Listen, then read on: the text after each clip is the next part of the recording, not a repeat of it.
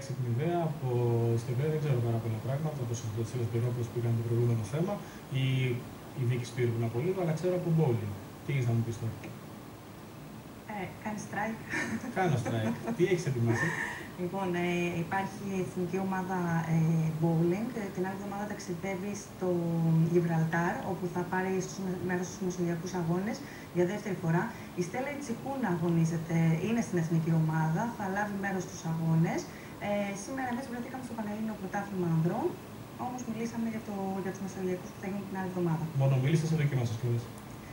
Παίζω, αλλά δεν είμαι καλή. Άστε για μας λοιπόν που είμαστε το καλύτερο. Πάμε να δούμε το βίντεο. Στο Γιβραλτάρ θα είναι στραμμένα τα βέλεματα όλων όσων αγαπούν το bowling, καθώς από 1η έως 5 Απριλίου θα διεξαχθούν οι μεσογειακοί αγώνες.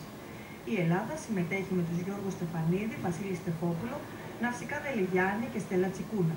Είναι δεύτερη συνεχόμενη χρονιά στην εθνική ομάδα για μένα, ναι. Είμαι πολύ χαρούμενη και ελπίζω να κάνουμε κάτι πολύ καλό σαν χώρα, γιατί έχουμε και πολύ μεγάλη παράδοση στους μεσογειακούς αγώνες bowling και να φέρουμε μετάλλια. Πιστεύω ότι κάθε χρονιά είναι καλύτερη.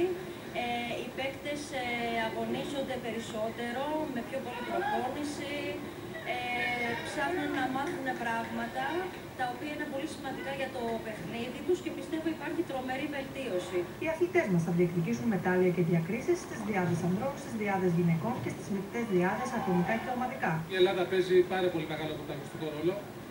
Είμαστε από τις, να μην πω η κορυφαία ομάδα στους μεσογειακούς αγώνες, Γιβραλτάρ. Περιμένουμε χρυσό, σίγουρα περιμένουμε χρυσό. Η χώρα μας έχει διακριθεί πολλές φορές στο παρελθόν και έχει κατακτήσει θέση στο βάθρο με πιο πρόσφατες τις επιτυχίες του 2012 στο Σαν Μαρίνο. Το 2015 οι αγώνες θα διεξαχθούν στη χώρα μας στην πόλη των Χανίων.